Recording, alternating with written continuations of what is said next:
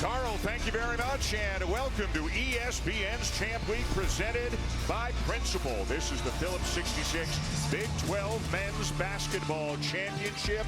What a game in Nashville. What a game this looks like it will be here in Kansas City. The top two seeds, Arizona the 1 seed, the regular season champs.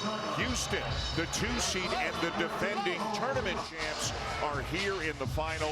3 years in the Big 12 for Kelvin Sampson's program, and they have been phenomenal before and since coming to the Big 12. Well, Kelvin Sampson resurrected this Houston program. They have championship DNA. Arizona, the regular season champs, number 1 in the nation for 9 weeks. Only 2 losses on the season in consecutive games in February. Both of these teams are playing so well right now. They met once in the regular season in Houston. Arizona won it by 7. Just under a month ago, we are underway with a trophy on the line here tonight. And it starts with the ball in the hands of the outstanding freshman for the Cougars, Kingston Flemings, who has been so instrumental in Houston's success. And he's being guarded by Jaden Bradley, the Big 12 Player of the Year and the hero of the semifinal game against Iowa State. JoJo Tugler can't convert over Motiejus Krivas, the 7'2" center for Arizona, down with a rebound. And now the first look for the Wildcats.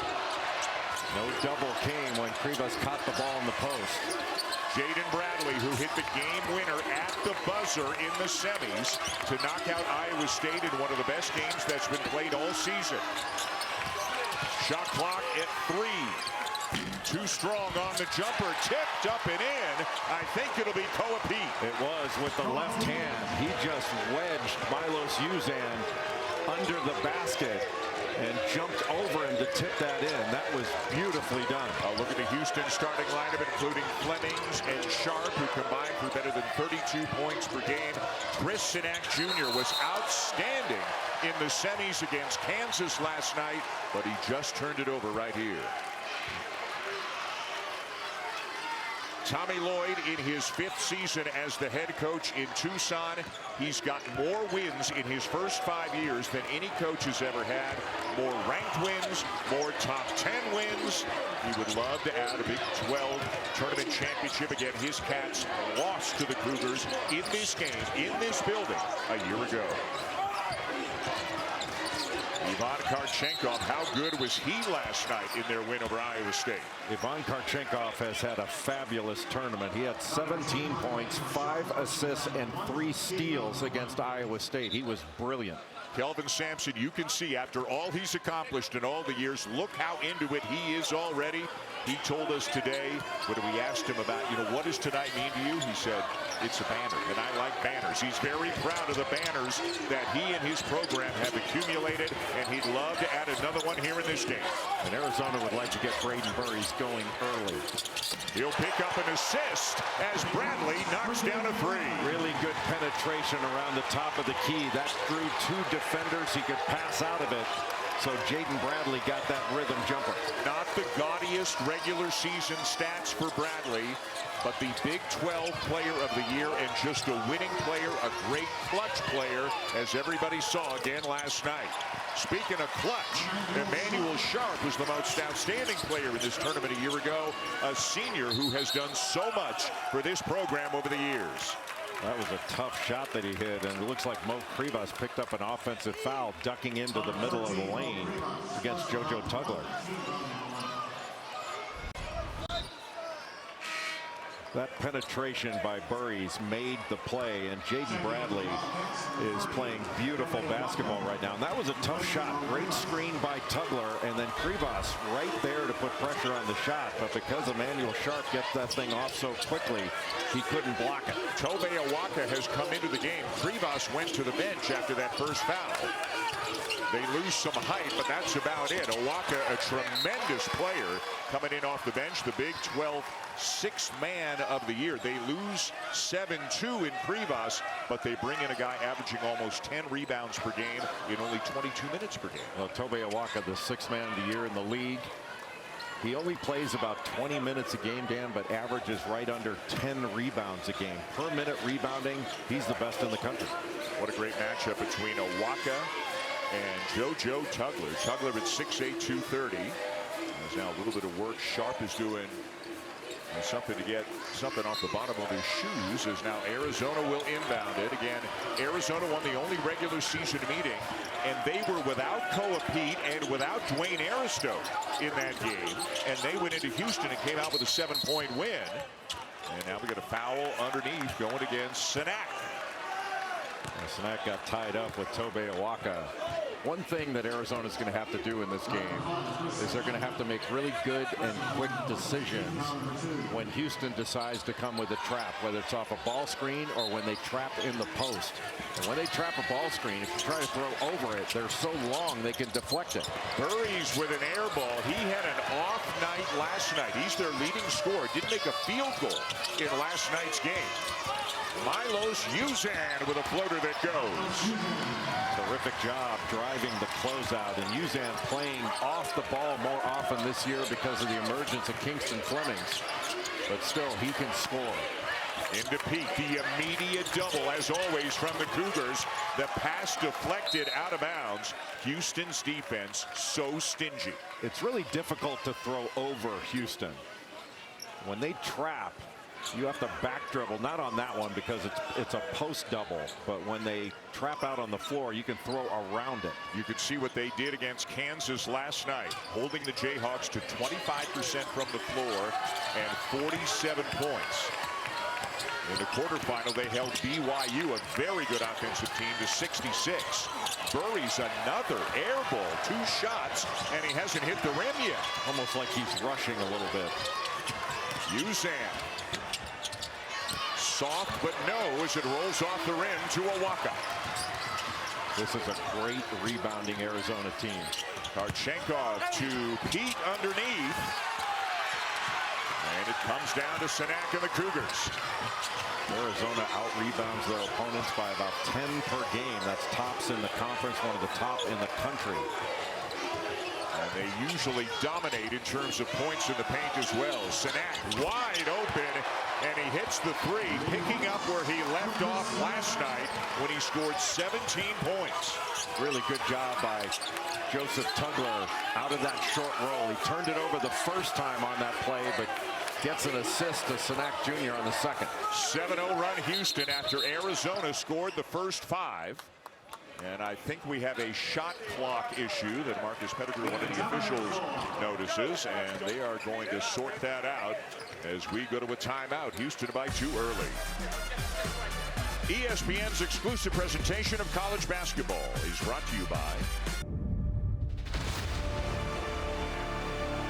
Believing is seeing into the future. another one for Anthony Del Orso. Our belief is not enough to bring visions to life. Flemings has taken over. Every team feels certain of its fate. But there is only one title to take. They're going to play it out. Bradley trying to do it himself. He does. He hit it. It's a big moment. That's stuff for you in the backyard. One will impose. Third game in 3 days is always a crapshoot. The other overcome. We put ourselves in position to win a championship.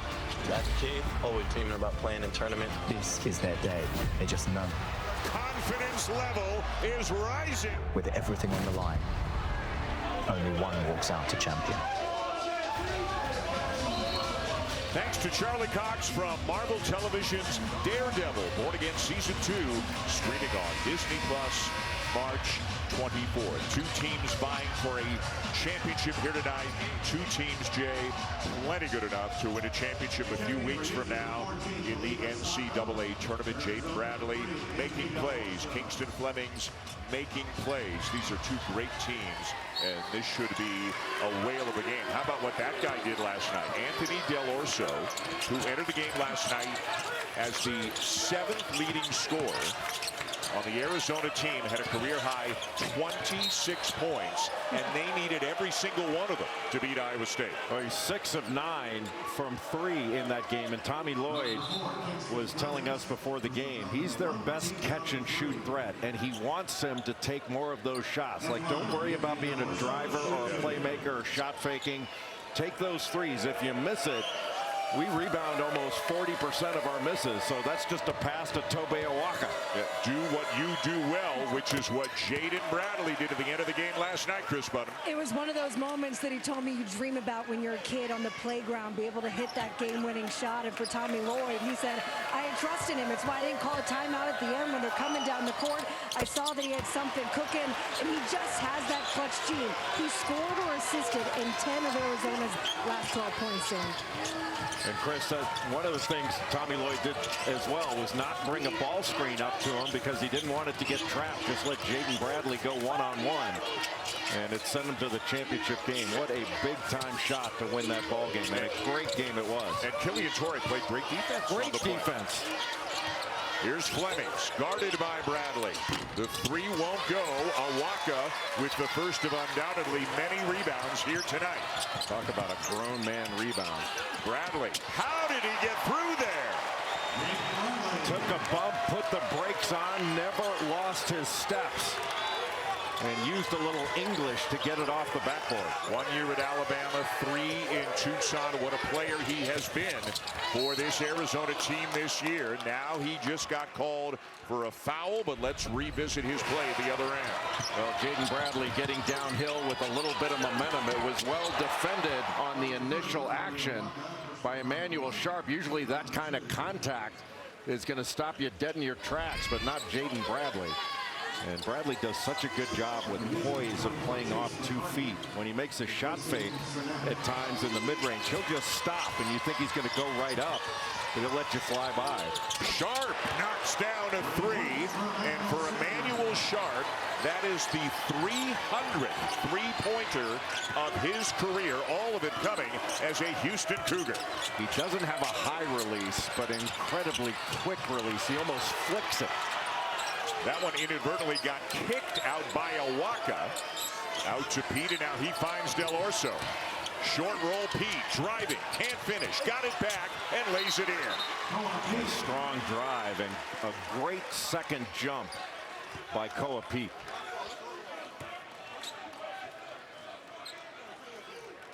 And we might have some blood on the uniform of Emmanuel Sharp. Play has been halted. Might be a cut on his left arm. 300 threes, Jay. That is a big, big number. Well, the most outstanding player of last year's Big 12 tournament that Houston won. And he was all NCAA tournament as well when Houston went to the NCAA finals before losing in a hotly contested game to Florida. What a great shooter he is. And he kind of feels like the connective tissue in terms of the culture of this program. And their culture can be an overused word, but I don't think it is when you talk about the program that Kelvin Sampson has been. And Sharp really embodies that. Absolutely, as does Milos Uzan. 1 point lead Arizona, the top seed and the 2 seed for a trophy here tonight. That 3 way too strong for Chase McCarty, a 6'5" redshirt freshman from Madison, Alabama, who has been getting more minutes in recent weeks. Kelvin Sampson has kind of tinkered with his rotation in terms of who comes off the bench first. Yeah, Chase McCarty can shoot it, as can Isaiah Harwell. Harwell's got a beautiful stroke. Mercy Miller's been getting more minutes recently, not in the game right now. And by the way, that foul on Awaka, his second. He's gone to the bench. Rivas back in. Tough not to get in a wrestling match when the shot goes up because you want to be physical and lay a body on somebody. McCarty off to Flemings. 4 on the shot clock.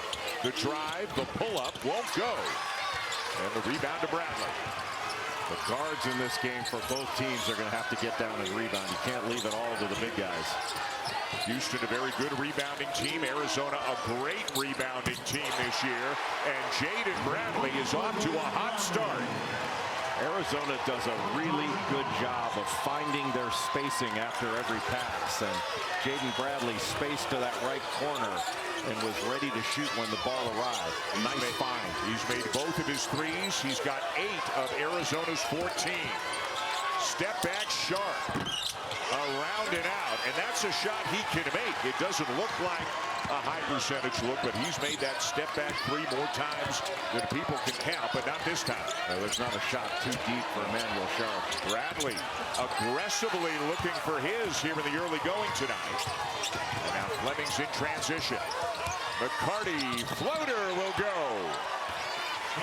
Beautiful little floater just over the fingertips of an all-defensive player in the Big 12, Mo Krivas.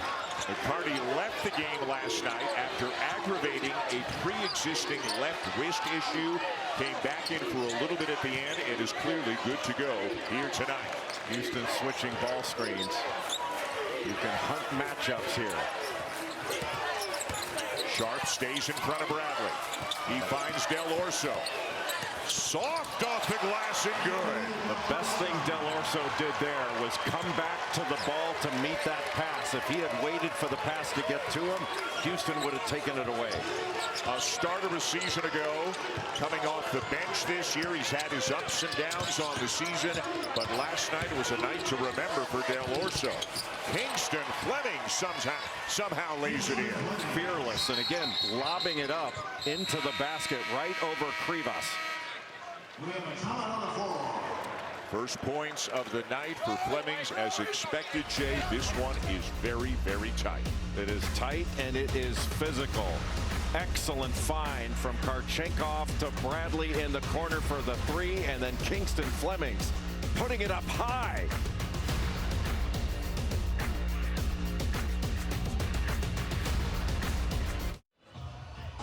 Welcome back to Kansas City. Arizona up 2. I'm with their head coach, Tommy Lloyd. Coach, what have you thought of the way that your team has come out in the early minutes? Well, I think both teams are feeling each other out a little bit. Missed a couple of layups. I'm glad we made a few shots, but, this is going to be a long game. It's going to be a tough battle, and we just got to keep hanging in there and make sure we play good defense and rebound. Thank you, Coach. One thing he knows he can count on night in, night out is his senior point guard, the Big 12 Player of the Year, Jaden Bradley. Well, terrific job by Braden Burries to get 2 on the ball with that penetration to kick it out for the open shot in rhythm. And then any chance you get in transition in the open court, you have to attack the paint.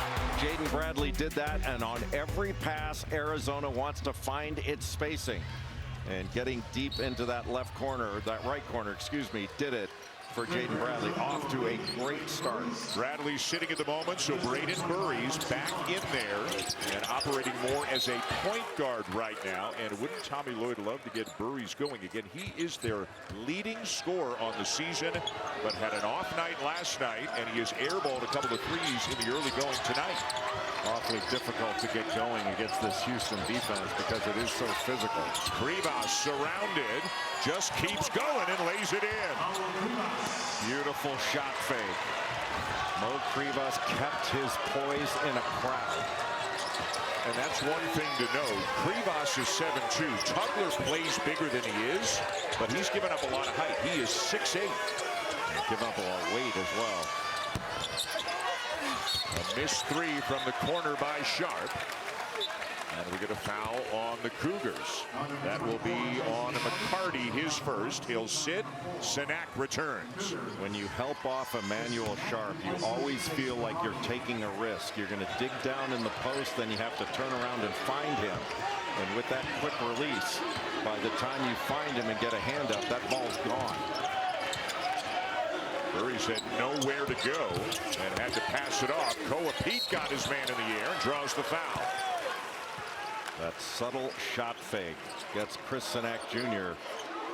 off the floor, and he took a shot. Koa Pete, he may just be 18, 19 years old, but he has a man's body. That will be the second on Sinak, who just checked back into the game. And it looks like he's coming right back out as Pete goes to the line. Third team all Big 12 this year for the freshman.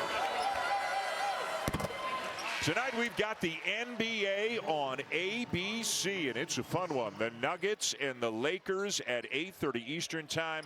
Ernie, Kenny, Charles, and Shaq We'll tip off our coverage at 8 o'clock, and we'll also be back at 11 Eastern to break it all down with today's news and highlights. The Nuggets are getting healthy with Aaron Gordon back in the lineup. Christian Brown has been playing for a number of games now. He's got his bounce back. They are a threat to win it all. Arizona now out to a 6-point lead. Boy, Sharp, yeah, he got caught. I think it's going to be on Sharp. He pushed Aristode as he tried to get around him and get free out on the perimeter, and he did it right in front of Kip Kissinger, and that'll be the second on Emmanuel Sharp. Aristode doing a good job of getting his body in front of Emmanuel Sharp to try to blow up that action. So Sharp's got 2, Sanak's got 2, Awaka's got 2 on the other side. You're not getting through this game without getting some fouls hung on you. So you've got both McCarty and Mercy Miller in off the Houston bench. What a strong drive and finish by Koa Pete, and Kelvin Sampson has seen enough. That is just strength, barreling down the lane, catching the ball on the run. A timeout for Sampson. It is a 6-0 run in less than a minute right now for the Wildcats, led by Koa Pete. We're back in 30.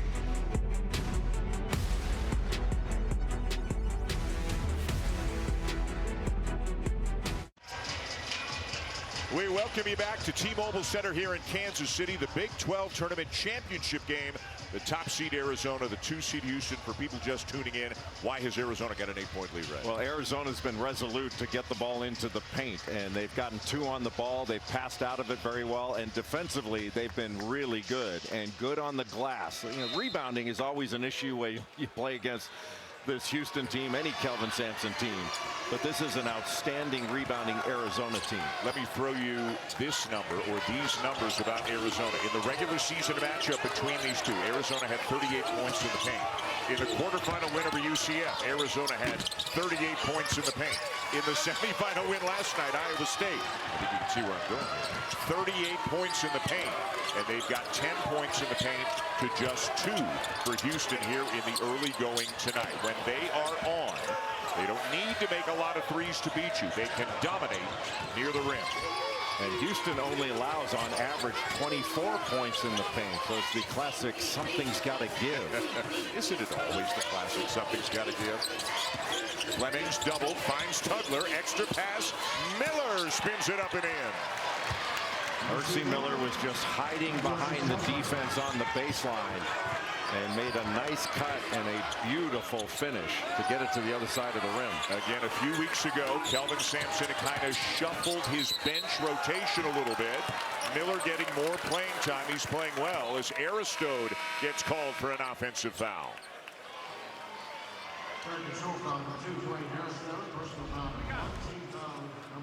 Really nice pass. The pocket pass and then playing off 2 feet. That is not an easy position to be in for a lot of big guys, playing out of that short roll situation. But Tugler finds Miller, and that was a beautiful finish on the other side of the rim. Playing off of 2 feet was a real focal point from Kelvin Sampson at shoot-around today. He said, guys, if you just try to go up there and lay it up over Krivas, he's going to get you. Play off 2 feet, shot fake, make a pass, make a move, make life tough on Krivas. And you know what? They just did. Number 2 on him. So a good job by Tugler.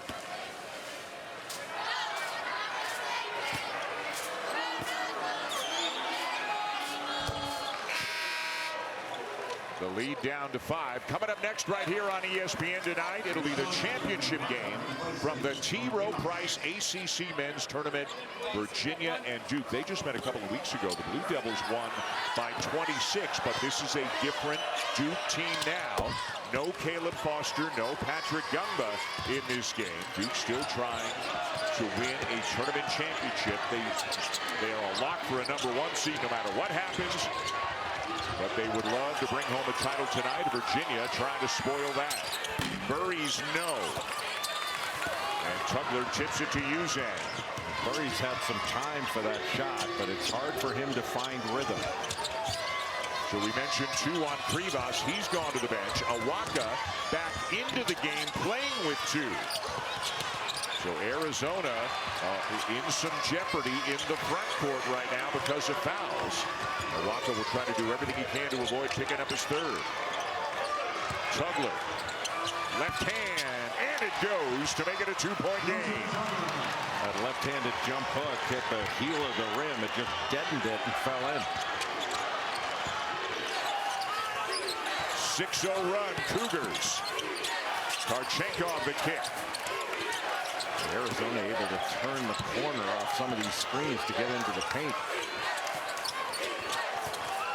Bradley off to a hot start tonight. Spins, draws the contact, and will head to the line. You can't let Jaden Bradley refuse a ball screen. You have to force him into it. Arizona and Houston in the championship game here in Kansas City right now. And Houston on a little bit of a run thanks to JoJo Tugler. Joseph Tugler had 12 points, 8 rebounds, 5 of them offensive, 4 steals, and 2 blocks against BYU. He's one of the best defenders in the country, but showing a little offense.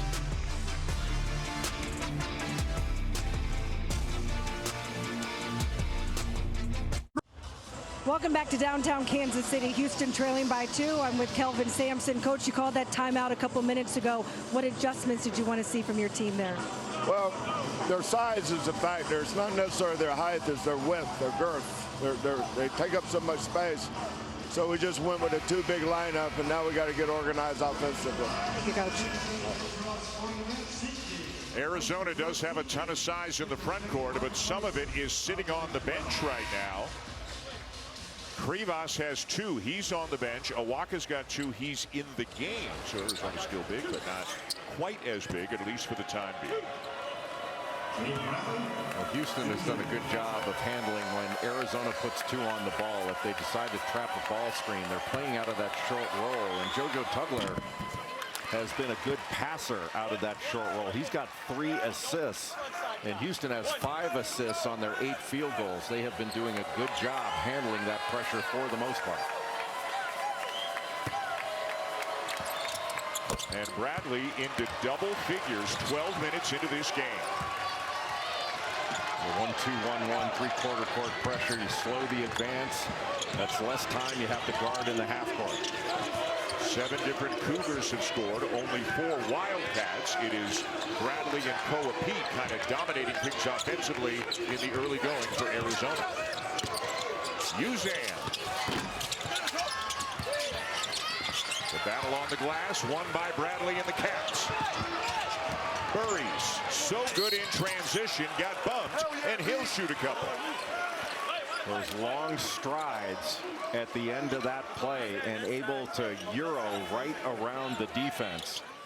And one thing that Braden Burries does so well is he's a creative finisher around the basket. He got fouled, didn't have an opportunity there. But he is far more athletic than he gets credit for. And another player picks up his second. It's Milos Uzan, and you can see the look of dejection on his face as it looks like he might be coming out.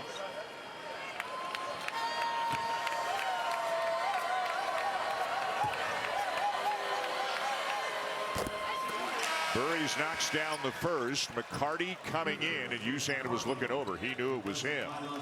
Well, how about the drama going on in Nashville at the SEC tournament? Vandy blew out Florida today, beat them by 17, and Ole Miss's Cinderella run ends in the semis. They took Arkansas to overtime, but eventually the Hogs win, so it'll be Vandy in Nashville taking on Arkansas in what should be a great final tomorrow. You and I are going to be there. Darius Acuff Jr. has put the Razorbacks on his back all season long. The SEC Player of the Year as a freshman. And how about Vanderbilt? Now that they're healthy, Duke Miles is back. Vanderbilt is a Final Four threat under Mark Byington. Tugler, nice spin, and that'll be a goaltending call on Khalifa Sacco. On C.D. Gay, excuse me. Karchenkov tried to get a steal there, and when he did, he wasn't able to stay in front. I'm not sure you mind goaltending that one. Just let him know you're there. C.D. Gay, the freshman from Senegal, in there because of the foul trouble that Arizona's got in the front court. And Bradley does it again. Just miscommunication on the part of Houston. Sacco and Fleming. Is he going to force him into the screen? Look where Sacco goes. He goes to the same side as Fleming, just opens up a lane to the basket. You have to communicate on exactly what you're doing in ball screen coverage, and Houston didn't do it there and gave a free run to Jaden Bradley. And Bradley finishing with that right hand off the glass. He is having a wonderful first half.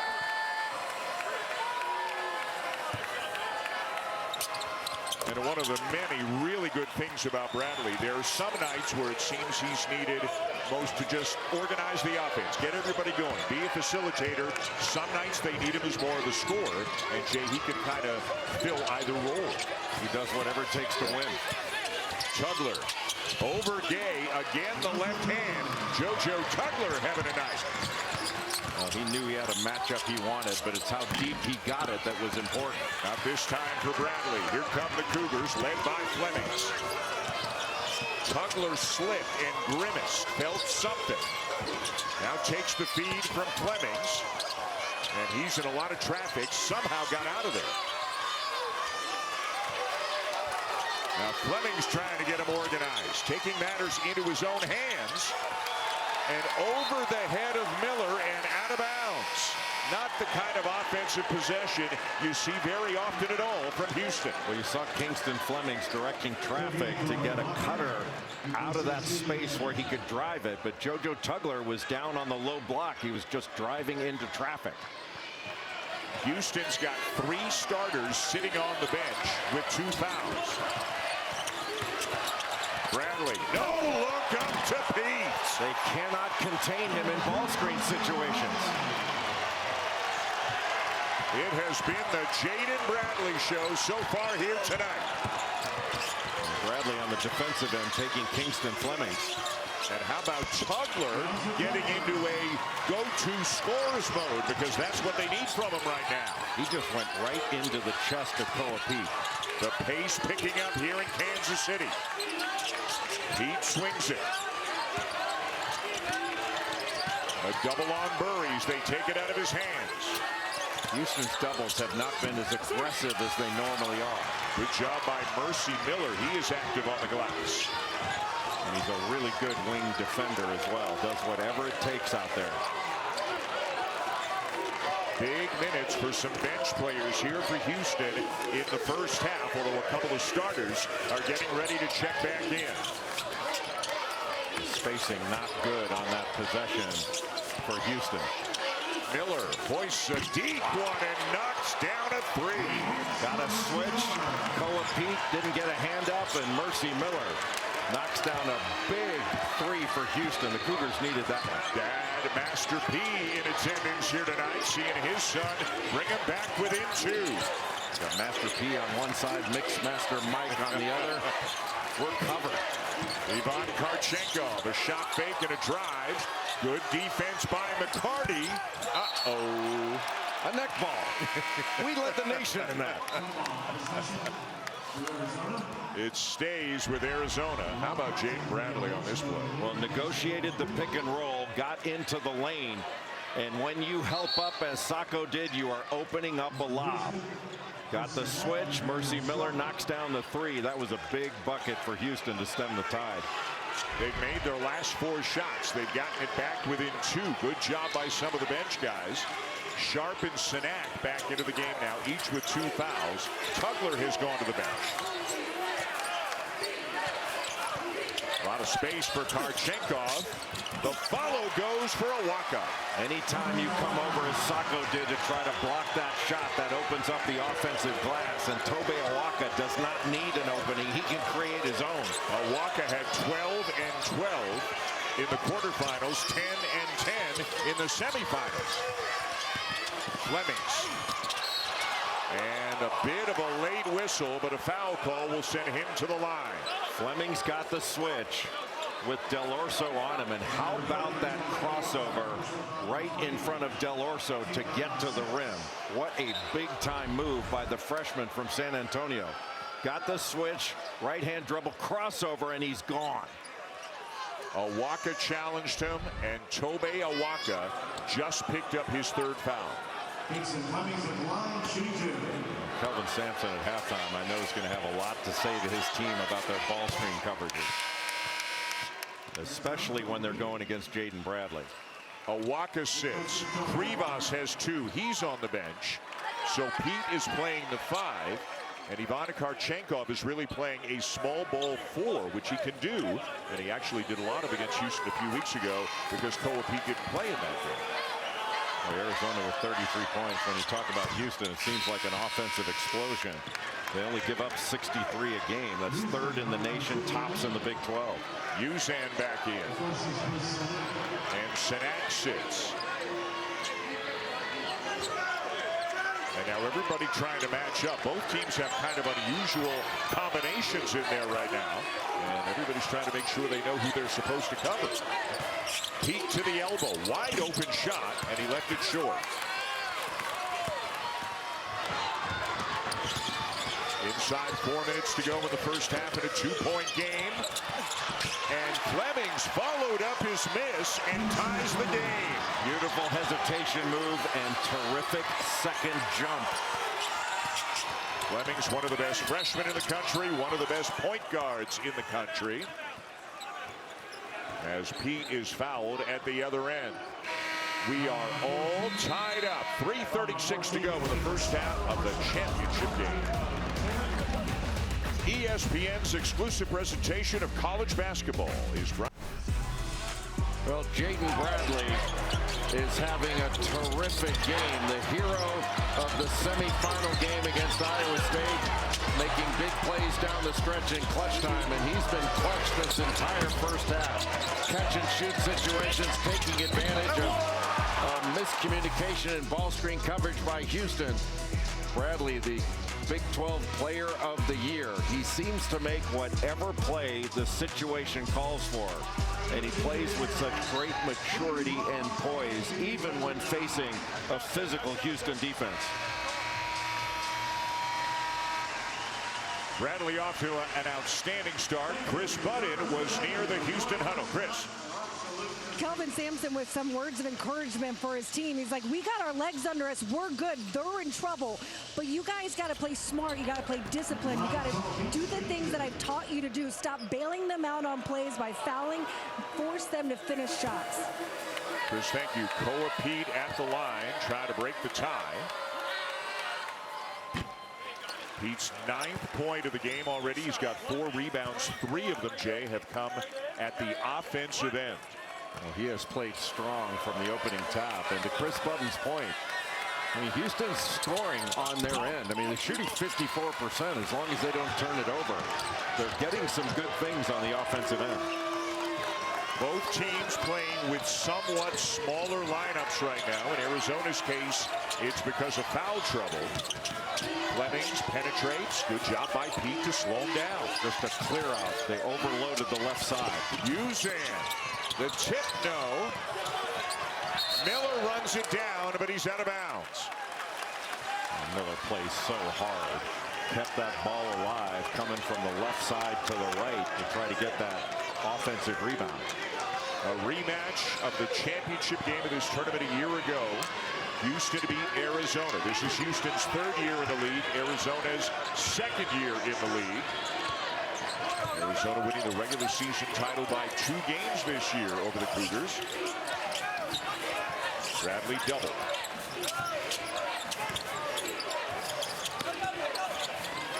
Buries into Pete. The double. The reset. Shot clock at 3. Buries the cut, and he lays it in. Miller trying to take a charge, but no whistle. Really smart cut right down the lane from just outside the 3-point line by Braden Buries, who has his first field goal, as you can see, since the quarterfinal game against UCF.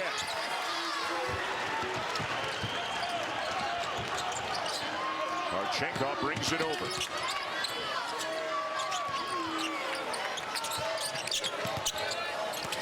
Karchenkov the lob.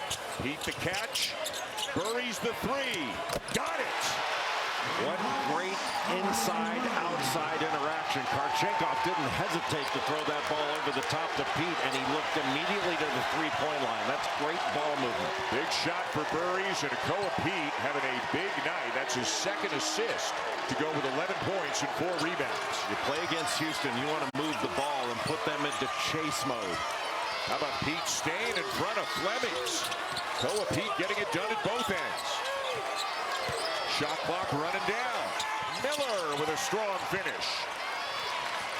Beautiful left-hand drive as the shot clock was going down. Situational awareness by Mercy Miller. With Emmanuel Sharp picking up a couple of fouls, Mercy Miller's getting a lot of minutes in the first half and playing well. And give Kelvin Sampson credit. He's developed this depth over the course of the season. A minute and 14 away from the Sargento halftime report. An update on UConn and St. John's. How about that game between Arkansas and Ole Miss? Reese, J. Will, and Coach will tell you all about it on the Sargento halftime report. You do know their names. Impressive. Thank you for writing them down for me. I might forget them by the next time. It's always touch and go. Good pass. Burries wide open. He hits it. All of a sudden, Braden Burries, knocks down a couple of threes. A guy who can light it up. Their leading scorer on the season. Back-to-back trays for the Cats. And Braden Burries did it with movement. He relocated from the top down to the corner, made himself available. He's got their last 8. As McCarty is fouled, going up for a rebound on the weak side. I know Kelvin Sampson's not going to be happy with his defense giving up the middle, giving up the paint. But part of what made that play was Braden Burries relocating to the corner. Smart cut to get the layup off the pass from Koa Pete. And then Koa Pete returning the favor, or duplicating the favor and kicking it out for a catch-and-shoot 3 up top. When you have a shooter like Braden Burries, who's also a smart cutter, that makes you really difficult to guard. Burries one of 5 finalists this year for the Jerry West Award as the most outstanding shooting guard in college basketball. 1 of 2 for Miller. Opportunity if you want for a 2-for-1, but I think Arizona just wants to get a good shot here. Bradley looking back towards his bench, seeing if they've got any specific instructions. Still looking back. They're making a play call.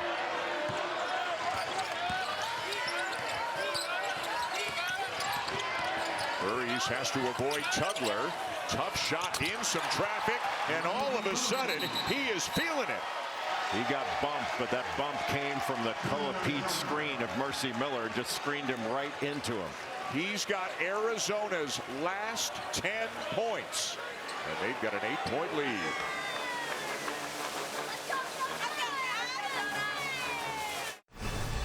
Well, Braden Burries did not make a field goal in the semifinal game last night. Just had an off night. Started very slowly tonight with a couple of air balls on 3-point attempts. And then all of a sudden, Jay, after a couple of free throws, it's like he flicked the switch, and now he's back to looking like himself. That he has found his rhythm, made that last one. That one dribble pull-up getting hit by Mercy Miller, but I think the reason the officials didn't call it was Koa Pete laid a screen on Miller and actually screened him right in to Braden Burries. Their last 4 field goals, 2 2s, 2 3s. Houston ball with the shot clock turned off here in the closing seconds of the half. You got to think that Emmanuel Sharp was inserted into this lineup to get a 3. The tip, wave it off. It's going to be basket interference on the Cougars. Kelvin Sampson does not like that call one bit. And Arizona's got a little bit of time here, almost 3 seconds, as Del Orso checks back in.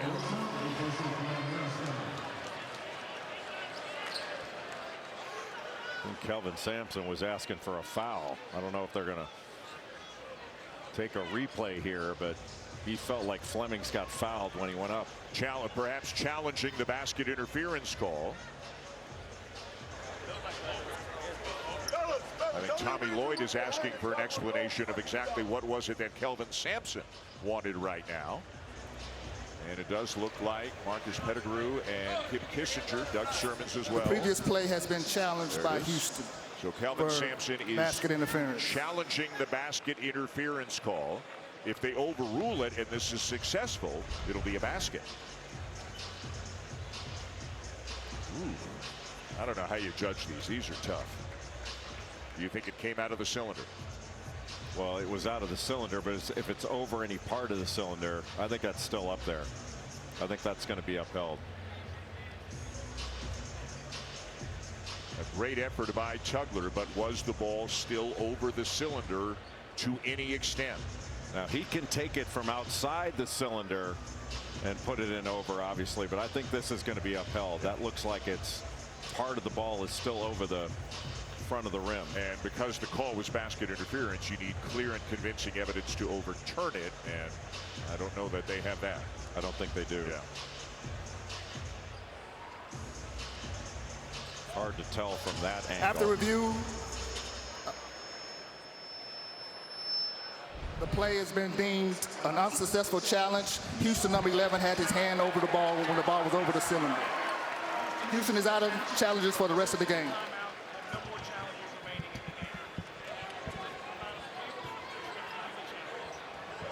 So an unsuccessful challenge, the call stands. It is basket interference, so no basket.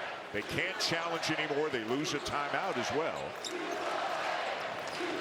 And Arizona gets the ball back, and they put a little time back on the clock as well. Del Orso gets it off and cannot hit as the first half comes to a close. Arizona with Braden Burries getting hot at the end. Jaden Bradley having a great first half. Koa Pete as well. They're up by 8. Chris is with Tommy Lloyd. Braden Burries finding some success there on the offensive end. How have you guys been able to do it against such an aggressive defense?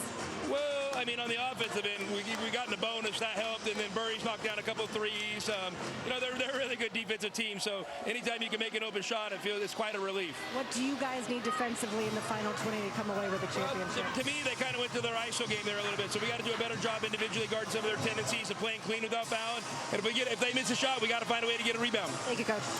The championship game here with the Big 12 tournament in Kansas City, and the top seed Arizona with Burries getting hot late in the first half with an 8-point lead on the 2 seed, the Houston Cougars. We got a good one going on here. It is time now for the Sargento halftime report, and you know what that means. Reese and the guys. Come on. Come on. Really, Dan? What a great first half call by Dan and an analyst. Glad to have you with us on the Sargento halftime report. Braden Burries, man, late in the half, he started this game with 3 air balls. Missed everything 3 times. He had a tough night last night from the field. Didn't have a field goal in that thrilling win against Iowa State, but man, did he bounce back. The great Jay Williams, the great Seth Greenberg alongside. Man, Burries at the end of the half is a big reason Arizona put 44 on Houston in the first half. He missed 10 consecutive shots before he got that layup on that little quick back cut. And I guarantee you someone on that bench said, trust your habits, trust your work, just go out there and play. But this one right there, seeing the ball go in. And also after that, great inside out, good to relocate, feet underneath him, knocks down that big 3, and again, pitch, kicks, step-in threes are good threes. He knocks down those back-to-backs, and then he gets into his bag a little bit. But that guy right there, get to the next play. Trust your habits, and that's exactly what he did, coming back after missing 10 consecutive shots. You know, I remember, Seth, my freshman year in the ACC tournament final, and feeling a little bit nervous, my shot not going down. And I was lucky enough and fortunate enough to have a senior, the ACC Player of the Year, and Chris Carrawell really set the tone.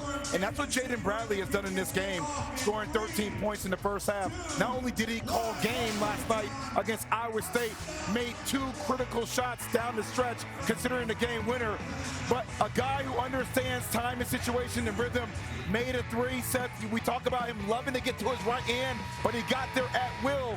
And he's the type of player that keeps you in the game and keeps you steady when your 2 freshmen feel a little bit rocky, and Pete and Burries. And he was really good defensively also on Fleming early in the beginning of that half. 41 41% of Arizona's 44 points in the first half, courtesy of Jaden Bradley, either scoring them or assisting on them, seeing why he was the Big 12 Player of the Year, that veteran leadership. And you always see Arizona sends out somebody else. Last night it was Del Orso who gave them a lift when they needed it. Tonight, Burries gets it going. And they have an 8-point lead at halftime as they're trying to win the Big 12 tournament. Big 10 semifinals, Yaxel had a moment. This halftime report. Welcome back to the Sargento Halftime Report.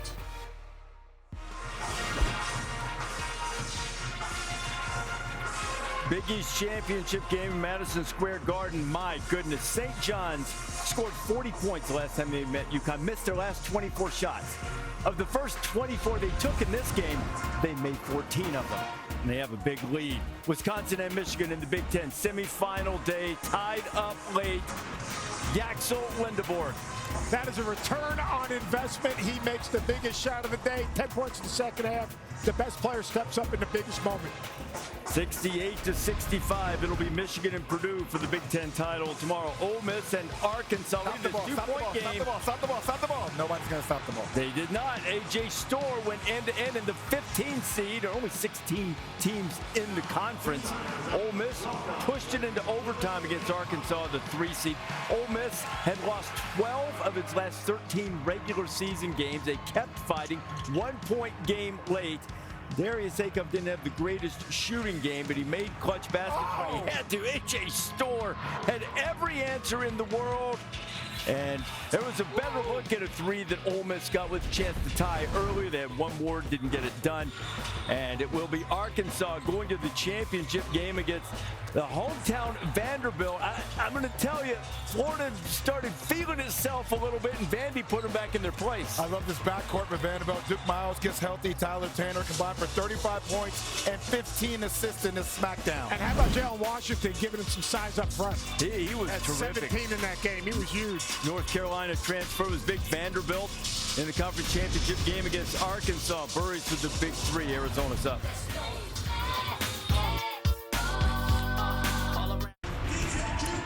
We'll be with you on SportsCenter, then bracketology, and also later tonight it'll be the ACC championship game, Cam Boozer and Duke against Virginia. How will Cam Boozer handle the size of Onyenso and Grunlow down low, a team that leads the nation in block shots per game?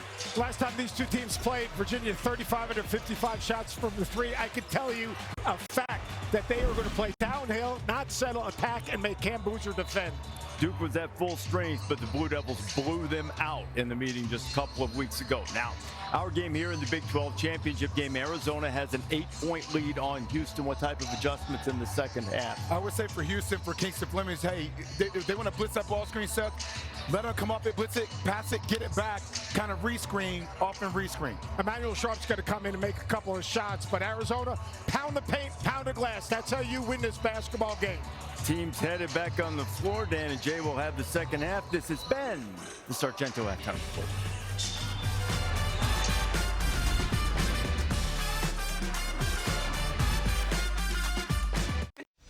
Welcome back to ESPN's Champ Week, presented by Principal. This is the Phillips 66 Big 12 Men's Basketball Championship. Kingston Flemings, 17 in the quarters, 21 in the semis, 6 so far tonight. Arizona has been able to contain the outstanding guard for the Cougars. Braden Burries did not start off hot, but boy, did he finish hot. 2 2s, 2 3s, and Arizona's last 10 points of the half. The Wildcats lead by 8. Welcome back, Dan Schulman and Jay Billis. I did not have both teams shooting 50% in the half against each other on my bingo card tonight. Nor did I, with the physicality and the outstanding defense of these two teams. I think the difference is that Arizona was able to get to the free throw line more often, and Arizona did not turn the ball over. Houston wasn't able to force turnovers to get anything in transition. Let's take a look now at our experts at work, brought to you by Principal. Well, Arizona had 3 players that had excellent first half, starting with Koa Pete. When he's got a guard on him trying to block out, he just overpowered Milos Uzan. Gets up with that left hand, tips it in. He had 3 offensive rebounds, and then a miscommunication in ball screen coverage. Jaden Bradley able to get downhill. He had 13 points. in that half, and then getting to the middle of the lane. And watch Braden Burries relocate to the right corner for that catch and shoot three. Burries got off to a tough start with 2 air balls, but he bounced back in a big way. 3 in double figures for the Wildcats, accounting for 36 of their 44. Bradley, Burries, Pete, Joseph Tugler leading Houston with 10. Again, Fleming's only 6. Emmanuel Sharp had some foul trouble. He only had 5 in the first half. Let's check in with Chris Butler. Kelvin Sampson told me he thought some of this inexperience showed. Mercy Miller ball watching when Braden Burries hit that 3, and then allowing Jaden Bradley too many easy runs into the basket. He said, listen, Arizona's good, but we have to get better at doing some of our core defensive principles. Chris, thank you. Almost all the time, Jay, as you well know, when you do a Houston game or watch a Houston game, it's being played the way Houston wants it played. But it feels like it's a pretty good battle between these two. Arizona's still getting a lot of the things that they like to do here tonight. Well, both of these teams like to dictate the other. And Houston dictates with their defense and with their physicality. And we are waiting on one of the officials. Doug Sermon's telling us an equipment malfunction, and he pointed to the whistle that he has around his neck. So I think we have a malfunctioning whistle for Marcus Pettigrew, who's the official that we don't see on the floor right now. Doug Sermon says he'll be right out. And here he comes. Can't the alternate up his? We are ready to go. Arizona up by 8 as the second half begins here for the championship game. The Big 12 tournament. I think Houston has to do whatever it can to get Kingston Flemings going. He only had 6 shot attempts in that first half. Arizona did a good job of getting the ball out of his hands. Sharp gets an early look here in the second half. Can't hit it. And it is out of bounds to Arizona. I thought that went off Krivas. Remember, Houston does not have a challenge anymore, so they can't challenge any kind of an out-of-bounds play. And I think, or maybe the hand behind his head. Yeah, looked like it rolled off his back. Arizona still has its challenge. Houston does not. Karchenkov, nicely done. Just that screen from Koa Pete got him going downhill. Another ball screen coverage not handled as well as you expect from Houston. There's the short roll again. First points of the night for Karchenkov, who averages 10. And Arizona now leads by 10. Take a look at that screen. Chris Sinek Jr. has to be up there to help contain that, up to touch. The foul on Koa Pete, just his first. Remember, Tobe Awaka picked up 3 in the first half, and Mo Krivas picked up 2. Each of them only played about 7 minutes in that first half, and still Arizona leads. Flemings no. Karchenkov ahead to Burries. Takes a bump, can't finish. Bradley tries to run it down, but it's out of bounds to the Cougars, and Flemings slow to get up at the other end. He was down for an extended period, holding his ankle.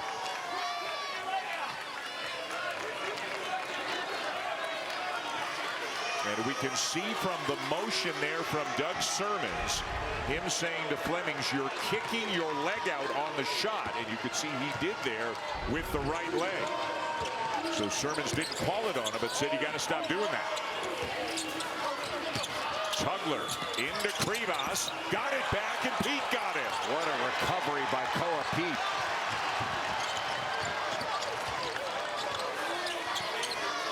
You think you have an opening and it closes down. You got to get past Krivas, and then Pete comes over. Karchenkov. And knocked out of bounds. Still Arizona ball and plenty of time on the shot clock. Karchenkov fortunate he didn't get a walk called on him when he came to that 2-footed jump stop and then pivoted again. Jay, this Arizona team was 13th in the AP poll in the week before the season began, as Pete lays it in, but they were in the top 5 every single week of play during the season, including 9 consecutive weeks as they started 23-0, and they are playing at that level right now in this game. No team has been any more consistent from the start of the year till now than Arizona.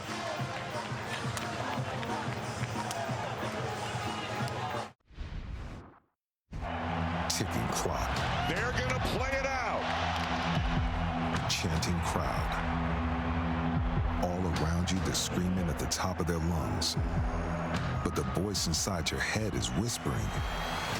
Bradley trying to do it himself. Game. He does. He hit it. Man, that's a big moment. That's something for you in the backyard. That's your Big 12 Player of the Year, Jaden Bradley.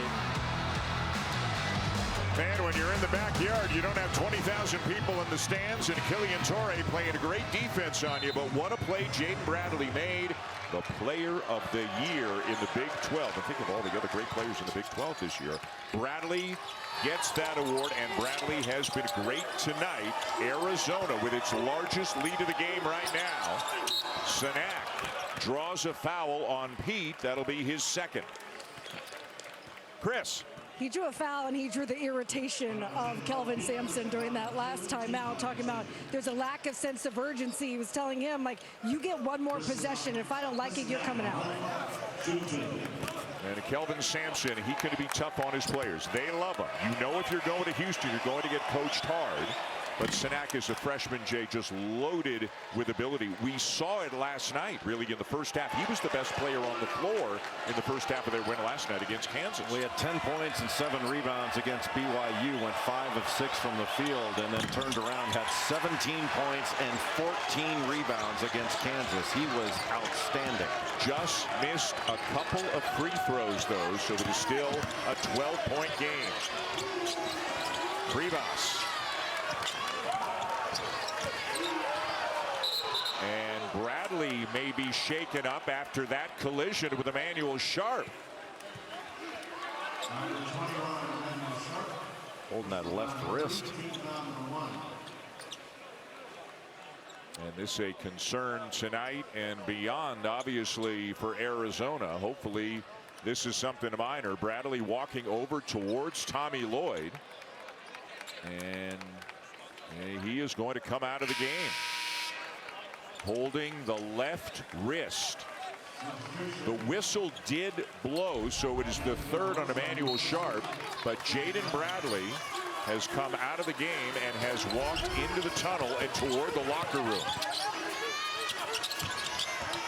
If we get an update, we will let you know. Koa Pete draws a foul, and now Pete appears to be shaken up. Boy, there are bodies colliding on every possession, whether it's a screen or a drive.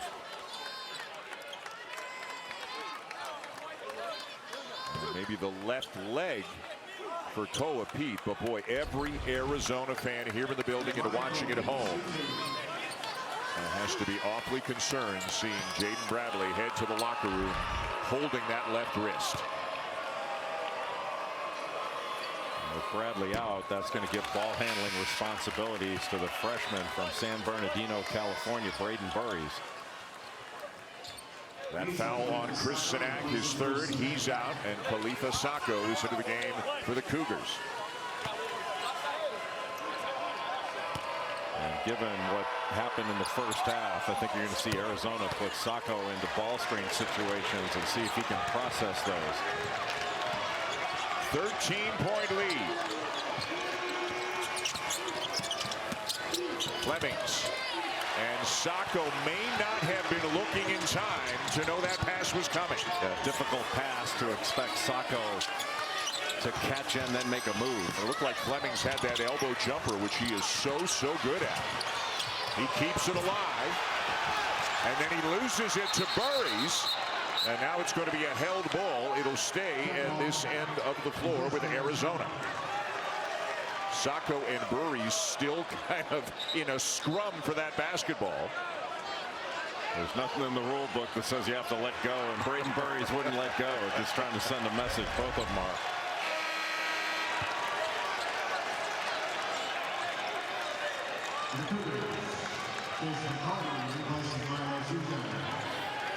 It's just a question where the official spots the ball, what yard line.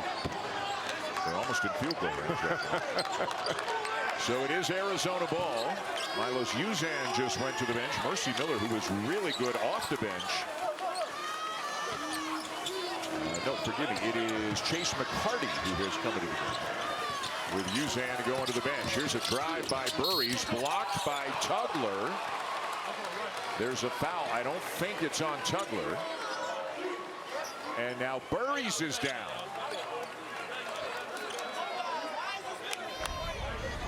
Refusing that ball screen, just getting his shoulders past Kingston Flemings. I'm not sure I saw a whole lot of contact there. Flemings is the guy who got called for the foul, his second. A lot of bodies, but not much contact. Certainly not contact representative of the contact we've seen throughout the game. Even as compared to the first half, the second half has been incredibly physical. Not a lot of pace to it. There have been some fouls and free throws. Houston has yet to score a point here in the second half. And this is where Arizona can separate from teams, is at the free throw line. They make more free throws than their opponents attempt on the season.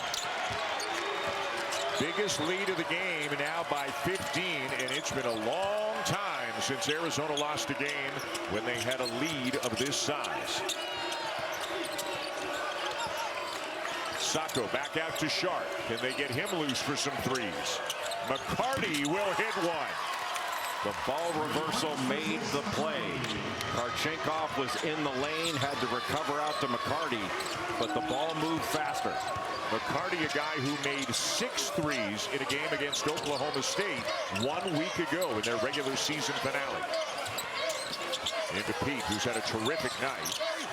Left hand up and good. Gave a look to the high-low, the dump down, and then pivoted and went right down the left-hand lane line.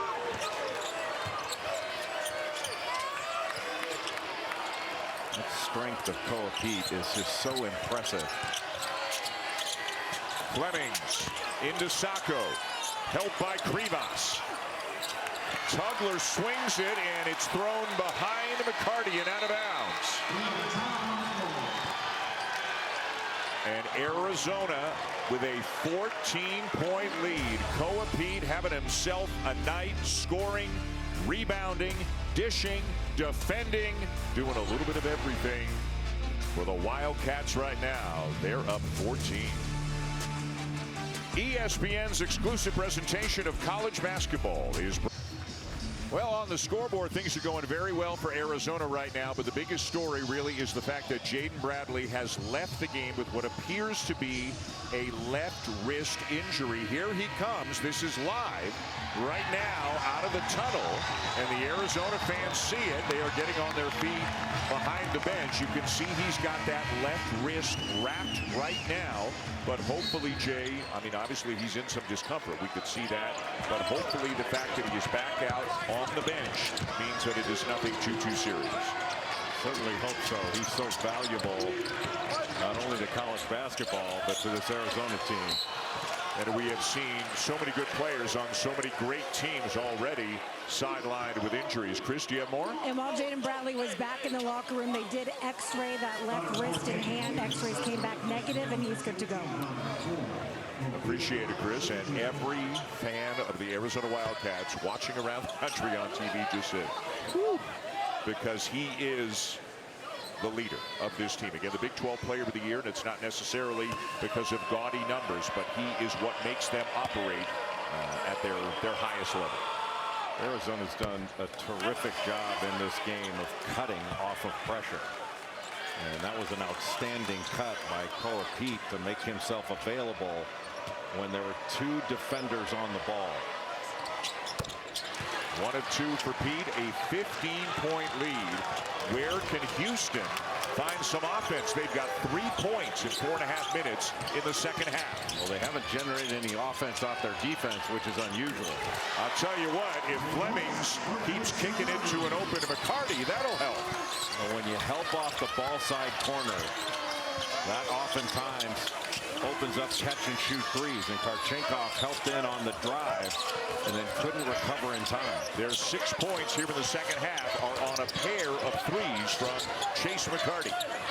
Karchenkov will try one and hit it. Well, you give up a 3, just go on the other end and get it back. Hit it over McCarty. Arizona doesn't shoot many threes, but they've been good at them tonight. 5 for 10. Sacco looking for space, too strong off the glass. Flemings puts it up. And a foul on the weak side. The rebounding situation, and again, Flemings and Doug Sermons having another conversation as he rises up for a shot. Maybe the leg gets out there, and look at this, Jay. Jaden Bradley back in the game. Great to see. Such an outstanding first half by Jaden Bradley, and your point earlier was exactly right. Like, he's the leader of this Arizona team.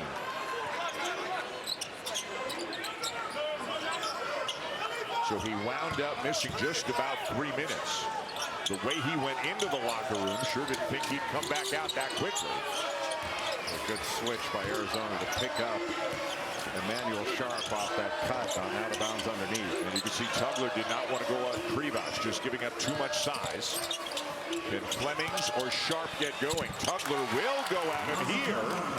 Had a little bit of a shoulder around him, and that's enough for him to lay it in. And Tugler is their leading scorer tonight. Well, he's operated effectively out of that short roll situation when Krivas goes on the ball. Krivas gets the bounce on the jump hook. He's got a really nice touch, both right hand and left hand, and that little push shot that he has in the lane is really effective. His second field goal of the night. Another member of the Big 12's first team. They put 10 players on that team. Krivas among them. Sharp trying to shake Burries. Tough step back. Off the rim and down to Krivas, who wraps it up. Big time rebound with 2 hands. Here's Bradley crossing over and knocked away by Sacco. Now Flemings. Good decision. Excellent defense by Mo Krivas in transition. He just shut down the lane and wouldn't let Kingston Flemings get to the basket. The Arizona defensive efficiency numbers much better when Krivas is on the court. Tugler can't hit this one. Krivas does such a good job of staying in front and making you take a difficult shot over him. He may not block it, but he is certainly effective at it. Bradley and Burries in the backcourt. Krivas the screen. Now rolls to the basket. Karchenkov's hit one. Not this time. Awaka with a rebound. And that hit Awaka while part of him was out of bounds, so it's Houston ball.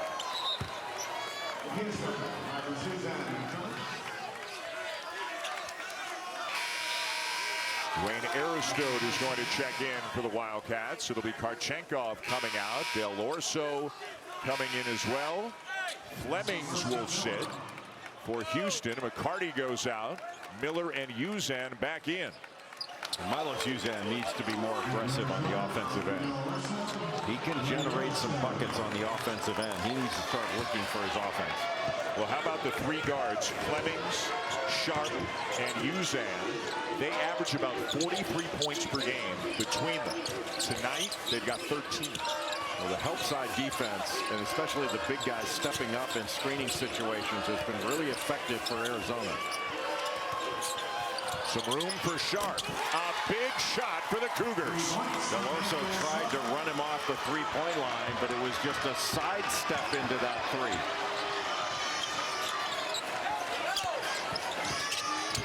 Down to a dozen, almost 8 minutes into the second half here in the championship game in the Big 12. Bradley has to give it up to Awaka. Del Orso with 5 on the shot clock. Baseline jumper. And it bounced over Aristode to Sinak. I think Aristode got a little push. A good help by Jaden Bradley. Tugler. Sinak, a 15-footer no, and Bradley the rebound.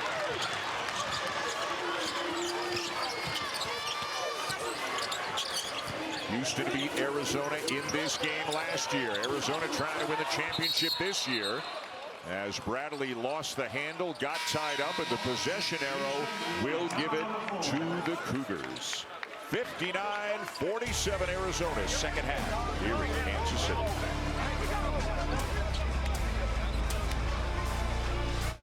What a season it has been for Arizona. They started the year 23-0, best in program history. Were ranked #1 in the AP poll for 9 consecutive weeks before they lost a couple in February, then closed the regular season with 6 straight wins, won the regular season championship by 2 games over Houston in the Big 12. 4 of the 5 starters were either first, second, or third team all Big 12. Tobe Awaka, 6th man of the year.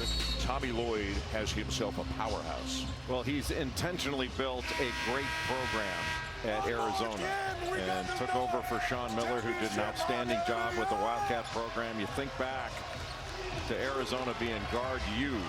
Lute Olson left Iowa in the 1983-84 season to take over at Arizona, and really that Steve Kerr, Sean Elliott team got the program started, and Arizona hasn't looked back since. Just a great basketball program. And what both of these coaches have done with their programs, now both of them in the Big 12, where they weren't a few years ago, has made this league even stronger. And this year, certainly in terms of Final Four contenders, the strongest league in the country. Sinak with a bucket. He hadn't scored since about 4 minutes into the game. Yeah, really nice shot fake. And Tobe Awaka just picked up #4. That was more of a trip. It looked like he got him up top, but looked more like he tripped Emmanuel Sharp trying to set that screen.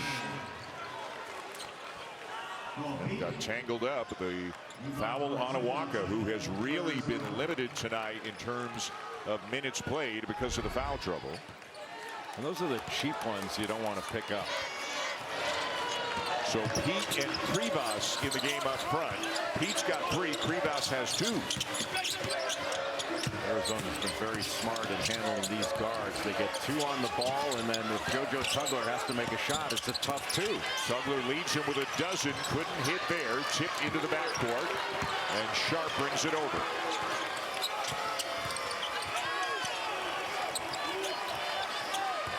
Fleming's on the bench right now. Miller out there with the backcourt with Uzan and Sharp. Tugler tries again and one. Beautiful pocket pass by Milos Uzan to JoJo Tugler, who used the left hand off the glass through contact. That was a fabulous looking play. You got 2 on the ball, and as Krivas was retreating, just hit him with that pocket pass right on the numbers to give him the angle on Krivas to get the N1. He has been great tonight, taking on all comers, and there are so many big bodies in the front court for Arizona. The foul on Krivas, his 3rd. But with Awaka on the bench with 4, Pete and Krivas are both in the game with 3, with better than 10 minutes to go. But this defense has been by design by Arizona. Make Tugler a playmaker. It's only a 2. And then that way you're not giving up threes to guys like Kingston Flemings or Emmanuel Sharp. Tugler leads him with 14. Nobody else has more than 8. Sharp whips a pass to Miller in the corner. And Koa Pete just picked up his 4th. Didn't have the angle, left the floor, and winds up fouling Mercy Miller as he's trying to drive the baseline. Tommy Lloyd has himself a situation right now.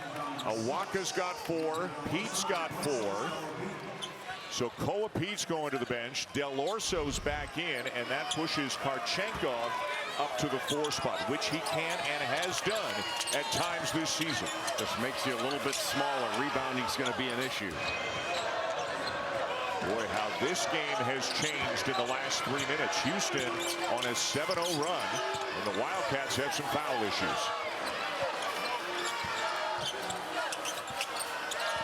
Uzan driving, floater, and one.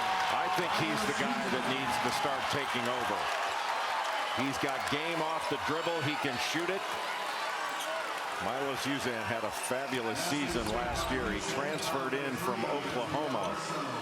He's a facilitator. He can play on or off the ball, and he can be surgical in pick and roll situations, as he was right there. His first basket since about 3 minutes into the game, and all of a sudden it is a 10-0 run for Houston. Arizona had been playing with a cushion. Now that cushion is reduced, and some game pressure on the Wildcats. with 2 key players on the bench with 4 fouls. They do have Bradley back in the game, but Sanak knocks it off the leg of Bradley out of bounds. Bradley was holding the ball in his hip trying to direct traffic, and Sanak with that left hand just knocked it away and off his leg. And Tommy Lloyd opts to use a timeout. Boy, if you went to the fridge to make a sandwich and just came back from a few minutes ago, Jay, this is a whole different ball game right now. You make your own sandwiches? I take it you don't.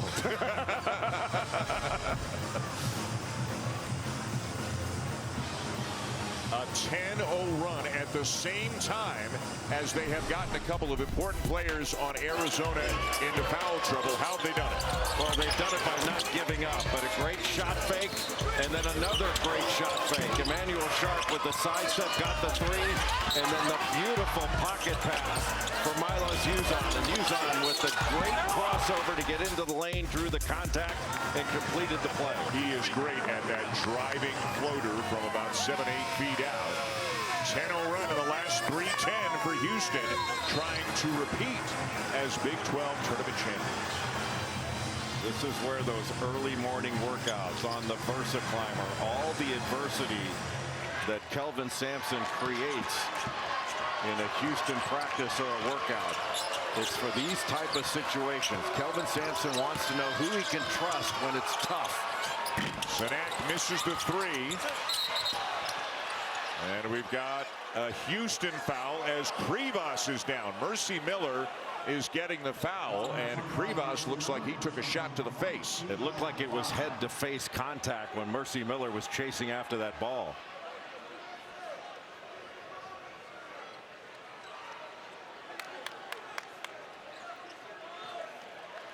Krivas being helped up.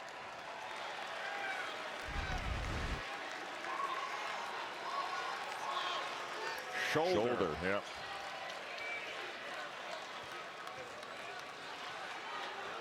Ooh. So the foul on Miller. Arizona with the ball in a 5-point lead. They've missed their last 5 field goal attempts. Del Orso's got 4 tonight, had 26 in the semis against Iowa State a night ago. Deep one. Well off and out of bounds back to Houston. Boy, Emmanuel Sharp did such a good job there of not allowing Jaden Bradley to turn down that screen. He forced him back into bodies. The resolve has to be building by the possession for the Cougars right now. Sharp a miss from 3. Krivas another rebound. He is just a mountain in the middle of the lane. 7'2", 260. Marchenkov one-on-one with Sanak. Travel. There's nowhere to go. Sanak took away the angle to get to the rim and angled him toward the sideline. And this is where Arizona's smaller. You would think that would show up on the glass, but now you're getting guard-to-guard ball screens. 10-0 run Houston. Arizona's got foul trouble and they've gone cold. Miller driving, dumps it off, laid in by Tugler. Uzan and Miller are operating in a tandem out front. They're able to get downhill, and if you help, they just drop it off. Kingston Flemings is on the bench. He's not having his best night. He hasn't been in there in a while, but Uzan and Miller, as you say, are both playing high-level basketball right now. Well, Miller's strong. He's got such great energy on the floor. Bradley surrounded. Lost it. Boy, this is Houston basketball right now. Swarming the ball. A 12-0 run. Will it continue? Tugler to Miller. Miller the drive. Miller the layup. And it's a one-point game.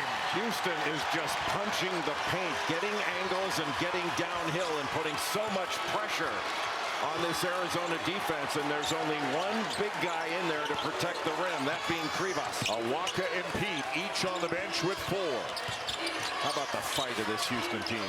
Burries. Krivas swatted away by Sanak. Burries a little shake and bake inside to snap the 14-0 run. Really good screen out top by Krivas. It is game on here in the Big 12 championship game. Two outstanding teams playing for a title.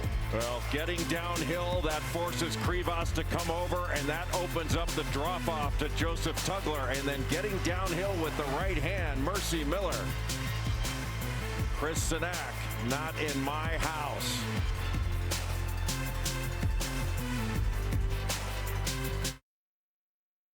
Tom, Kevin Zubin in the studio. 1 versus 2 for the Big East Championship. Well, we're going to watch Bryce Hopkins get a 3, but I want you to watch Zuby Ejiofor and Terrence Reed Jr. on the bottom of your screen fighting. The physicality in this game, phenomenal. Next on ESPN, Kevin, 1 versus 2 for the ACC. Cameron Boozer has been the most dominant player in the ACC and the country. Now, back to 1 versus 2 for the Big 12. What a night. Zubin, Kevin, Tom, thank you very much. Dan Schulman, Jay Billis, Chris Budden, Arizona by 3, but it's Houston on a 14-2 run. Make it 14-3 as Burries completes the three-point play. Emmanuel Sharp picked up that foul. It's his 4th. Mo Krivas is on the bench for Arizona. Awaka's back in for Arizona with 4. And Kingston Flemings is back in for the first time in a long time for Houston. What a rebound by Tugler. Flemings hits. Big bucket for the Cougars. Flemings a guy who can take over a game at any given moment.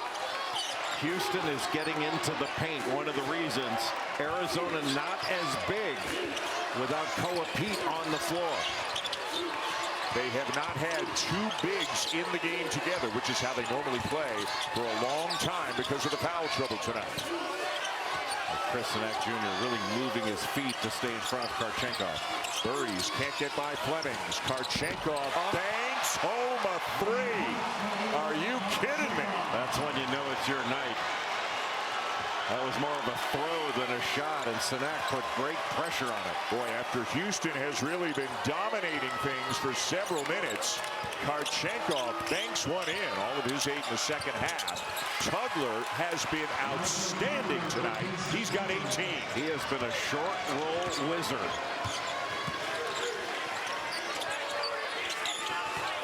Tugler's got 18. Mercy Miller is their second highest scorer at 10. Karchenkov stumbling a little bit, and he still laid it in. Chris Sinak just dropped that right foot and opened up the gate, and Karchenkov took advantage of it. The pace picking up in the second half. 5 minutes to go. Uzan gets free. And Karchenkov down with a rebound for the Cats. Oh, what a tough physical rebound going against Chris Sinak Jr. Bradley not in a hurry as he walks it into the front court. Playing with some discomfort in that left wrist. And Karchenkov is fouled by Sinak. Karchenkov just taking Chris Sinak Jr. out on the perimeter, then driving him. But this getting a little late in the clock. Just launching that 3 off the glass, and this is a beautiful drive, but you drop that right leg and open up the gate. Karchenkov's going to take advantage of that. Karchenkov very quiet in the first half, great in the second half. Number 4 on Sinak.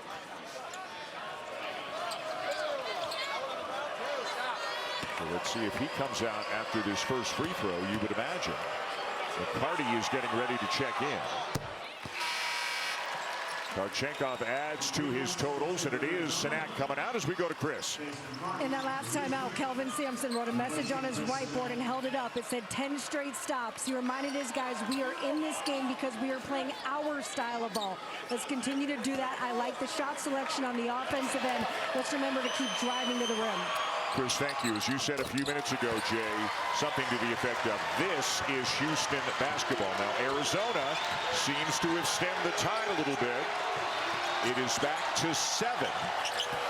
But there's still a lot of time left.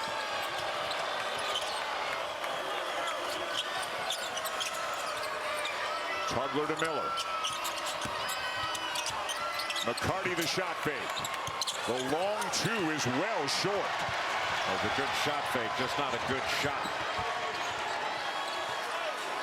And Burries isn't going to rush it as we near the final 4 minutes. You can hear the Arizona fans, but you'll hear the Houston fans after that block by Tugler, who is having a sensational game for the Cougars, trying to keep in it. Arizona's lead is 7. ESPN's exclusive presentation of college basketball.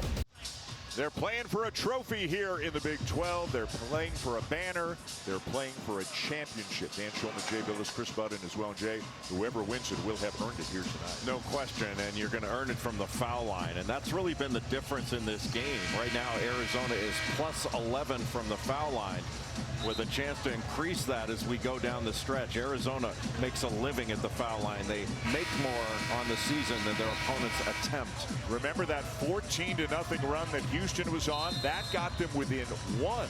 But Arizona's got it back up to 7. Jaden Bradley left the game briefly with a left wrist injury. He's back in there, but he hasn't scored in the second half. Joseph Tugler has a career-high 18, and he's done a lot more than just score the ball.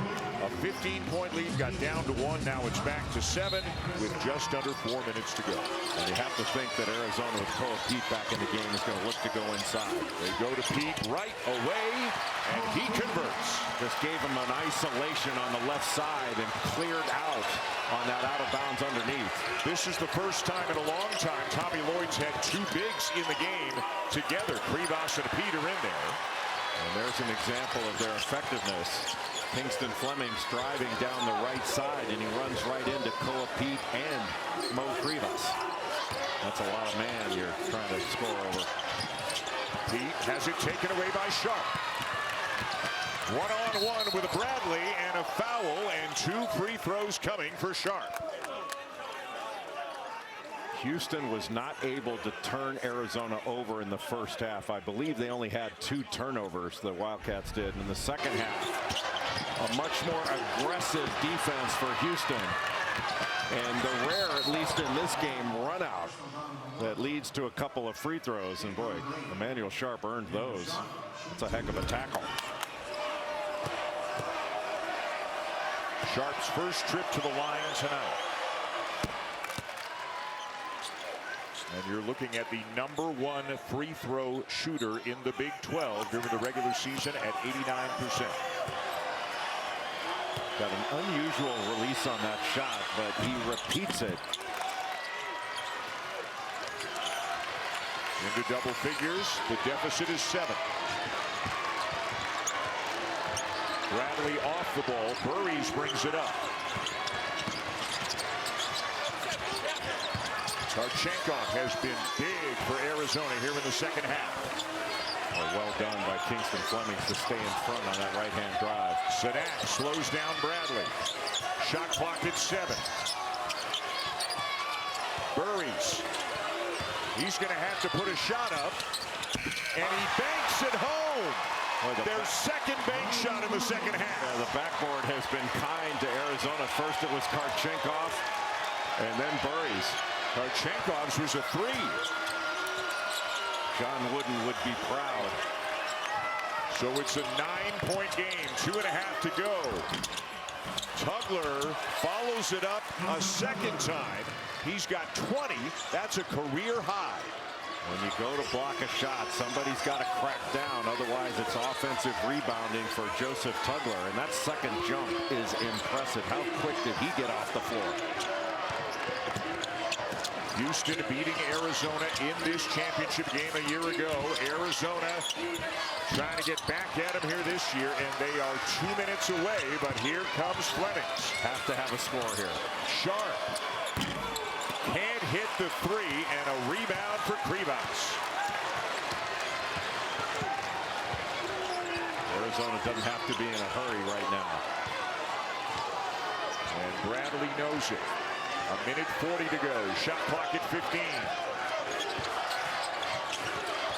Sadak pressuring him. Bradley off to Pete, and Sharp just fouled out of the game. Just a late decision cut by Koa Pete. He is an excellent cutter, and when he cuts with force. So Emmanuel Sharp fouls out with 10 points here tonight. Couple of threes. Koa Pete, as soon as that trap hits, he cuts down the lane line and runs right in to Emmanuel Sharp, and now that takes out the best three-point weapon that Houston has. Mercy Miller's in. Also, Chase McCarty came in for Chris Sinak. And it's Koa Pete at the line. Jay, that's his 20th point of the game. And you have to think, Dan, if he makes this, that Arizona's going to come with a little token full court pressure just to slow the advance a bit and not let Houston get a run up. Family looking on. What an outstanding year the freshman has had. The youngest of 7, all of them D1 athletes. Arizona just runs back in the half court. But Houston needs to run some offense with pace here. Flemings. Off the rim to Karchenkov.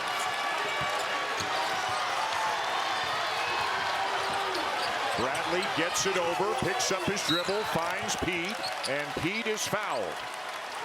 A little surprised that Jaden Bradley picked up that ball just past the half-court line, because that invites a trap, but he was able to throw out of it, and then Pete gets fouled, so he goes back to the free throw line. Boy, give these Wildcats a lot of credit. That was some kind of 14-0 run Houston was on. All the momentum was in their favor.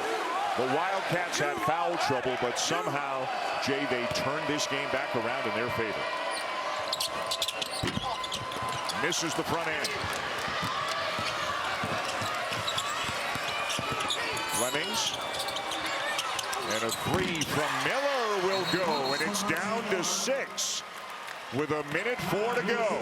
Mercy Miller is having himself a game, and that all came from the penetration by Flemings to get into the middle of the lane, collapse the defense, and Miller was ready to fire as soon as it hit his hands.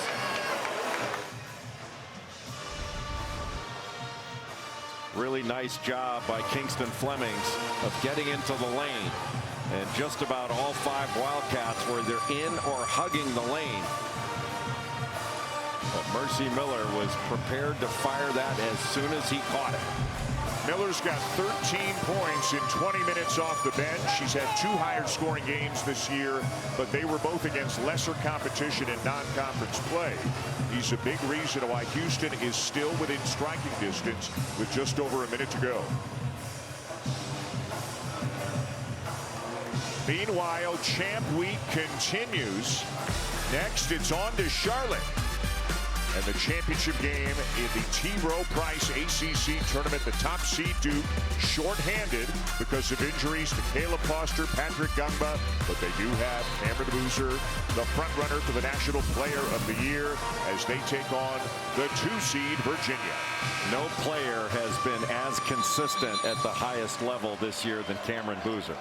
I mean, his worst game was 14 points, 5 rebounds, and 2 assists, and that was against Niagara in a game where he only played 20 minutes. Because they had such a big lead. Braden Burries and Arizona up 6 with 1:04 to go. Houston needs to make something happen here, forcing a turnover. They're going to face guard full court pressure with JoJo Tugler on the ball, and if Ivan Karchenkov can run the baseline, but Tugler can cover that.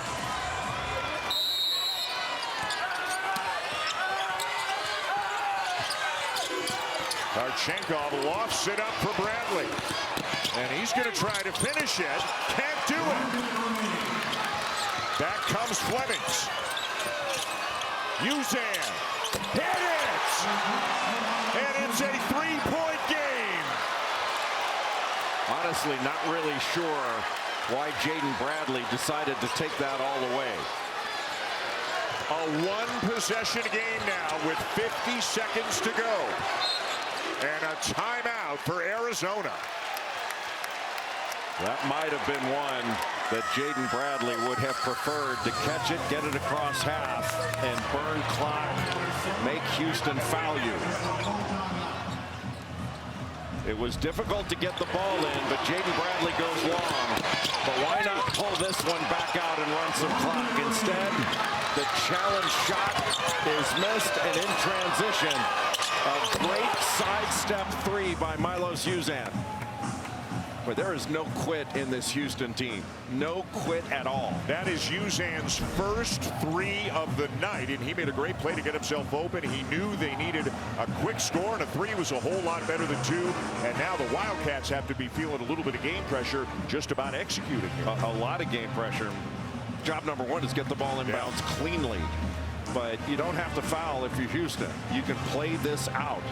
And a rebound is going to be a big part of this. Grabbing a big defensive rebound is going to be huge. Remember, Houston is without Emmanuel Sharp now. He has fouled out of the game, so they're relying on some other players, but Mercy Miller making big play after big play. And I thought Chase McCarty did an outstanding job contesting that layup attempt by Bradley without committing a foul. Without fouling. That's exactly right. JoJo Tugler's been a monster tonight. 20 points, 10 rebounds, and 3 assists. It's a 6-0 run for Houston over the last 17 seconds to get back within 3.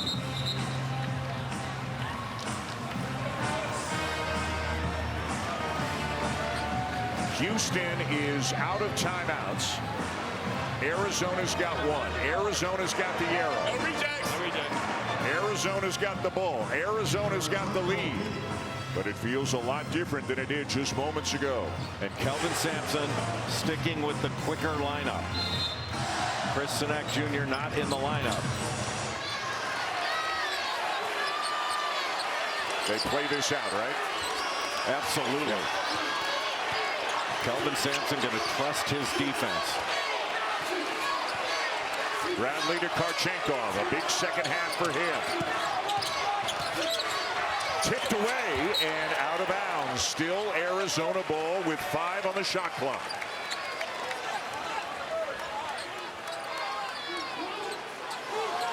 If you get in trouble, Arizona still has a timeout. Burries to inbound. To Pete. Pete from the baseline. No! Privas the rebound. And he gets fouled. We had talked about it. Grabbing a big defensive rebound was the key. You get a stop. The first shot defense was excellent to force a difficult 2 by Koa Pete as the shot clock was going down. But Mo Privas grabs an offensive rebound that could be the difference in a championship and not. It is the first trip to the line tonight for Privas. It's 2 shots. He's a 78% free throw shooter on the season.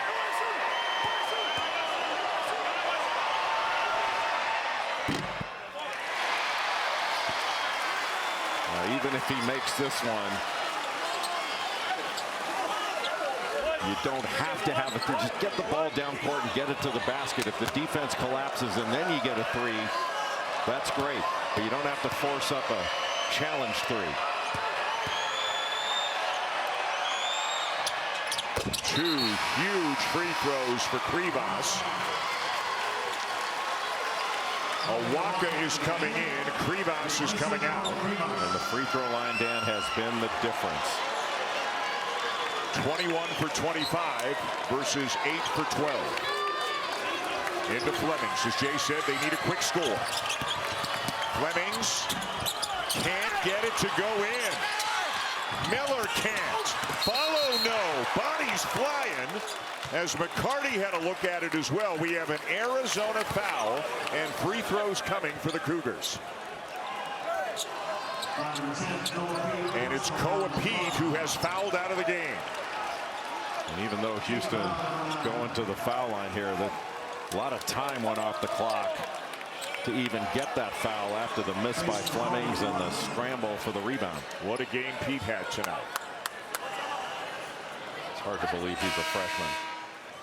Tommy Loiche was able to navigate the foul trouble for Pete, and Awaka keeps shifting guys in and out, sliding Karchenkov up to 4 here and there. And he got a lot of mileage out of the guys who had the foul trouble. Yeah, a lot of people biting their nails over this one. 13.1 to go. McCarty at the line for 2. Excellent free throw shooter.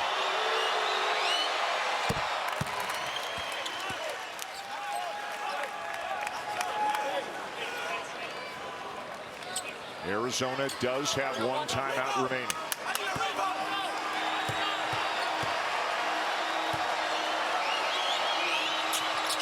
Made them both. 3-point game. Del Orso in. Another ball handler, another shooter. Awaka to the bench. Yeah, a lot of that substitution about ball handling, but also about free throw shooting. Karchenkov to inbound. Tugler on the ball. And they will use the timeout called just in the nick of time before a potential 5-second call. Jaden Bradley was trying to go long again, but Kingston Fleming's had a handful of his jersey. So both teams are out of timeouts with 13.2 to go. Boy, it wouldn't shock you one bit if these two teams met in early April, would it? Not at all. These are both Final Four caliber teams.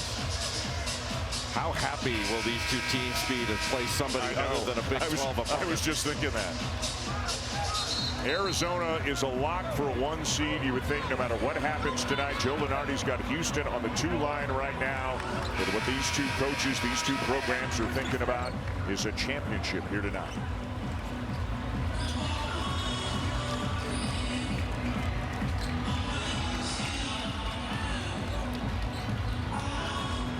If Houston can't get a quick turnover, then they got a foul. Karchenkov again to inbound, and again Tugler on the ball. And not easy to get a clean look. Del Orso, it's deflected out of bounds as a couple of seconds come off the clock. Boy, the length of JoJo Tugler and how active he is. Now this is a spot throw-in. So Karchenkov cannot move. And they don't have any more timeouts. They've got to get the ball in. Burries comes to get it. Strong with the ball, waits for the foul, and he will shoot 2.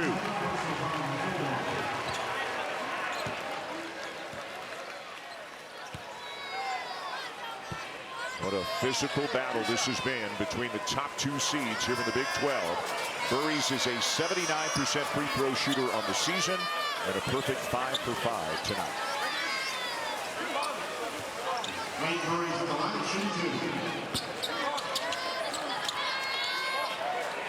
Two shots. 2 huge shots for the freshman. You make one of these, it's a 2-possession game, and that makes it incredibly difficult.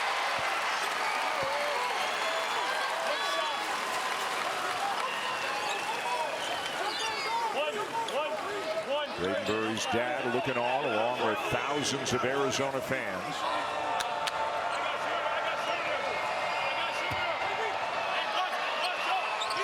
Got them both. Ice water. Deflected. Deflected again. Out of bounds. Houston ball, but down to 1.9 in a 5-point game. And Wildcats fans can feel it now.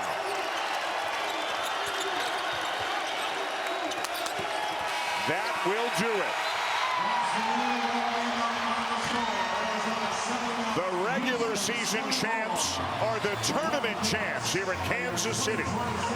They avenge a defeat to Houston in this game from a year ago as the Arizona Wildcats continue this sensational season, now 32-2 as they win the Big 12 tournament here tonight at T-Mobile. An outstanding effort at both ends of the floor, and Koa Pete, although fouling out, 21 points. A lot of different heroes for the Arizona Wildcats. A certain 1 seed in the NCAA tournament. Now they can turn their sights on winning a national championship after establishing themselves as the undisputed Big 12 champs. They don't have to qualify it. They're Big 12 champs. They've won them both. Bradley had a good game. Burry's a good game. Karchenkov a good game. And Koa Pete, who did foul out late, outstanding tonight for the Wildcats. 21 points, 6 rebounds, and a couple of assists.